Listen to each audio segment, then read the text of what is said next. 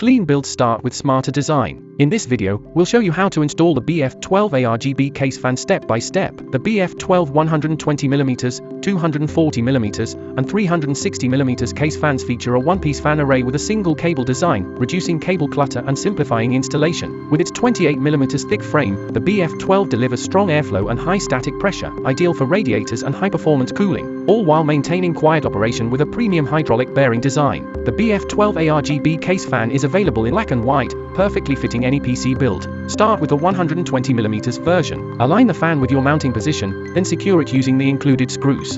For 240mm setups, the unified frame ensures precise alignment across both fans, making installation faster and more efficient than traditional setups.